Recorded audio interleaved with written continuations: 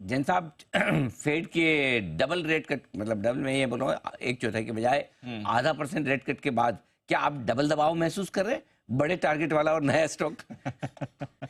Double नहीं, आपने चोबल, वो क्वाड्रपल बोलते हैं ना, 4 गुना दबाव दे दिया। चोबल तो खाली 2 वहीं पे गुना बोलते हैं राजस्थान में, और कहीं चोबल कोई और शब्द होता है? चोबल शब्द होता ही नहीं बाकी। इसलिए मैं जानबूझ के आपको अपने जो राजस्थान के डबल तार है देखो, उसको। हमारा एक मिनट दीप को समझा दो, आप तो जानते हैं सिंगल डबल ट्रिपल तक तो पता है, चौथा वाला जो होता है वो क्वाड्रुपल, क्या पता नहीं, जो भी होता है वो क्वाड्रुपल, हाँ वो बहुत मुश्किल है। हाँ। तो हमने जैन साहब ने, हमने राजस्थान वाले और सुमित जी भी उसमें शामिल है, सबने दिखाया फिर चोबल 4 वाला चोबल कर देते हैं।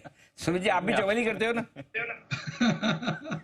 अरे जी, राजस्थान वाले सभी लोग ऐसा करते हैं। सब चोबल बोले, इतना कौन बोले जो अभी दीप ने कौन बोला। सोचेगा? हाँ जी जी बंसल जी।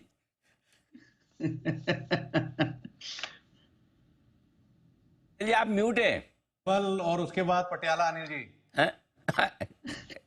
अनिल जी मैं म्यूट नहीं हूँ। अनिल जी, हाँ अभी आवाज आई, क्या बोल रहे? अनिल जी पंजाबी करते हैं। अनिल जी सिंगल डबल और उसके बाद पटियाला। अनिल जी वो आप स्टोरी को कहीं अलग डायरेक्शन में ले जा चुके हैं। यहाँ पर दबाव की बात हो रही है, आप दबाव मुक्त होने की बात कर रहे हैं। चलिए आइए जैन साहब बताएं सर, आपका आज का जेम स्टॉक।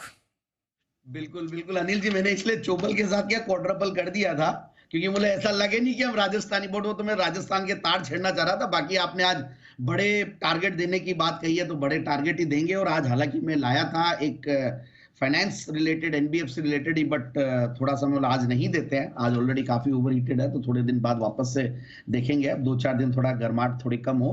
बट आज जो स्टॉक लाया हूं वो ऊपर के लेवल से ठीक ठाक करेक्ट हुआ है, so the target can be bigger now. And वो है डी देव प्लास्टिक्स। मतलब ये कंपनी डबल डी लगाई है, मतलब कई बार होता है ना वो डबल के लगाना, और मुझे ऐसा लगता है कि, और प्लास्टिक्स की भी स्पेलिंग अलग है, PLASTIKS।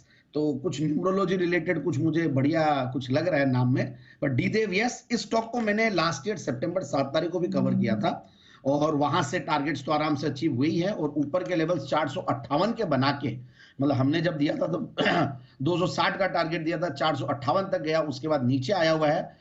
एंड रिजल्ट्स भी अच्छे हैं। मैंने कौन कॉल नोट्स भी पढ़े कंपनी के, तो सब बढ़िया होने के बाद अगर मार्केट में मिड कैप स्मॉल कैप में थोड़ा प्रेशर था, करेक्शन था, नीचे आया। बट अब जिस तरीके का माहौल बना हुआ, इतना बड़ा जो कल तलवार लटकी हुई थी 18 सितंबर वाली, वो खत्म होने के बाद मार्केट्स में आज गजब का माहौल बना हुआ है। And I think mid caps and small caps will again bounce back. Bank Nifty तो कर ही रहा है अब वापस से कैचअप, तो वैसे ये भी करेंगे। और फिर वापस से जो हमारे जेम्स वाले स्टॉक्स है पिछले कुछ दिनों से, मतलब मैं बोलूंगा कि अच्छे ही चल रहे हैं, बट जो एक फुल फॉर्म में रहना चाहिए वो नहीं दिख रहा था। बट अब वापस से मुझे लगता है कि ये स्टॉक्स में आएगा, और उसी तर्ज पे मैंने ये स्टॉक लाया हूं, क्योंकि करेक्टेड है, रिस्क रिवॉर्ड रेशियो बढ़िया है। तो एक बार मैं टारगेट वापस से दे दूं।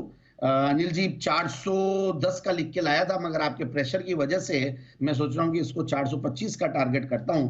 तो 425 के टारगेट के लिए स्टॉक को लेना चाहिए। Again it is India's one of the largest polymer compounds वाला मैन्युफैक्चरर है, so which is again very good. तो पीवीसी, लो वोल्टेज सिपोलाज और ये सब बनाती है, एंटी फैब बनाती है, फुटवेयर के लिए कुछ कंपाउंड्स बनाती है, एबीएस वगैरह में भी है। एबीएस वाली कंपनियां काफी फॉर्म में रही हुई है पास्ट में भी। तो इंजीनियर्ड प्रोडक्ट्स ऑटोमोबाइल्स के लिए, अप्लायंसेस के लिए, तो ये सारा एक अच्छा, इलेक्ट्रॉनिक्स के लिए, और ये सारे सेक्टर्स बहुत बढ़िया कर रहे हैं। मतलब इन सब में अगर आप एंसिलरी बनते हो तो मुझे बहुत बढ़िया लग रहा है। इलेक्ट्रॉनिक्स में, इलेक्ट्रिकल्स में, ऑटोमोबाइल्स में, इन सब की ancillary units really should do well. तो उनमें से एक ये है। और इन्होंने अच्छा खासा, इनफैक्ट जो कॉन कॉल नोट्स थे उसमें भी बहुत बढ़िया चीजें बताई है कि इनके काफी स्ट्रांग नोट पे इन्होंने ऑपरेटिंग प्रॉफिट मार्जिन्स के बारे में कहा कि सस्टेन रहेंगे, रेवेन्यूज अच्छे खासे हैं। फिर इन्होंने कुछ Indian wire and cable sector के लिए भी अच्छी खासी इनकी मार्केट इनसाइट आई है, विच इज वेरी गुड। फिर इन्होंने कुछ अभी कैपेक्स भी किया है, और नए कुछ प्रोडक्ट डेवलपमेंट्स पे भी काम कर रहे हैं। और 18 के पी मल्टीपल पे ये स्टॉक सस्ता लगता है मुझे। और जहां पे 42% का रिटर्न ऑन कैपिटल एम्प्लॉयड है, 32% का रिटर्न ऑन इक्विटी है, और अच्छा खासा इनका, मतलब मैं डेट्स ये बोलूंगा कि बहुत कम है, 0.10, which is not very high.